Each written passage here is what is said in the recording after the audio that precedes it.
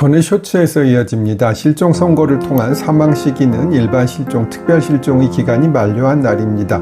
예를 들어 일반 실종의 경우 생사가 확인되지 않는 날이 2000년 1월 1일 정도였다면 그때로부터 5년이 경과한 2005년 1월 1일 정도의 사망으로 보는 것이고요. 만약 위나 실종의 경우에 위난이 2000년 1월 1일에 종료했다면 2001년 1월 1일 정도에 사망한 것으로 보게 되겠지요. 법원에서 실종 선고를 한 때 사망한 것이 아니고 실종 기간이 다 지난 때 소급해서 사망한 것으로 보는 것이에요. 여기서 사망한 것으로 보는 것은 추정이 아니라 간주입니다. 추정과 간주에 대해서는 몇 번 설명드렸어요. 다음에는 실종 선고를 누가 청구할 수 있는지 말씀드릴게요. 실종 선고는 실종자의 이해관계인 또는 검사가 청구할 수 있어요. 검사가 왜 여기서 등장하냐고 생각하실 수 있는데 검사는 꼭 수사만 하는 것이 아니라 공익의 대변자로서의 역할도 하기 때문에 가족법 조문에는 검사가 등장하는 경우가 종종 있습니다. 하여간 이해관계인은 실종 선고로 인하여 실종자의 사망 간주가 되었을 때 권리를 얻거나 의무를 면하게 되는 사람을 말합니다. 그런데 조금은 어려운 문제지만 이순위의 상속인이 이해관계인이냐 하는 문제가 있습니다.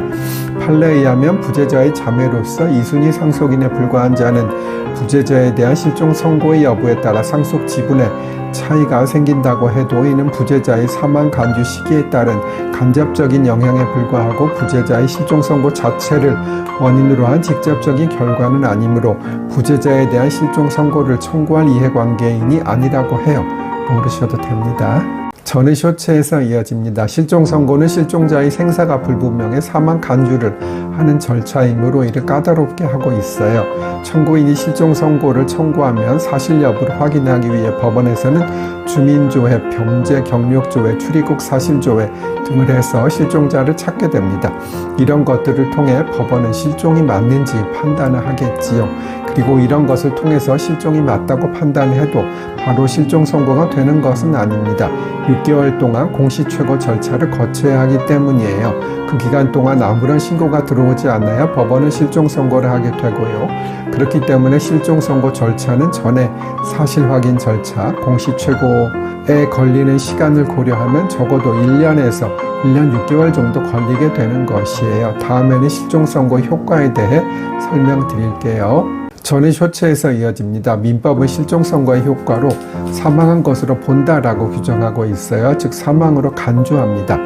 그리고 설명드린 대로 그것은 실종 선고가 될 때가 아니라 실종 기간이 만료될 때입니다.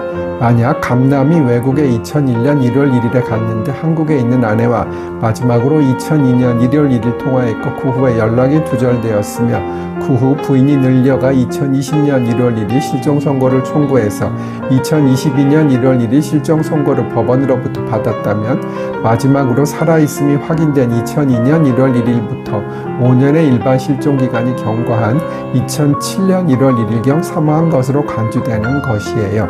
즉 소급하여 사망의 효과가 발생하는 것이지요. 그런데 만약 감남이 실종 선고가 되고 나서 즉 예를 들어 2023년 1월 1일에 살아 돌아왔다면 어떻게 해야 할까요? 실종 선고의 취소인데요. 다음 쇼츠에서 설명드릴게요. 실종 선고를 받아서 사망자로 간주된 자가 살아서 돌아오면 그 사람을 다시 살려야 하지 않겠습니까? 이 경우에 그 사람이 살아서 돌아온 것만으로 당연히 실종 선고가 효력을 상실하는 것은 아니고요. 법원에 다시 실종 선고의 취소를 청구해야 합니다.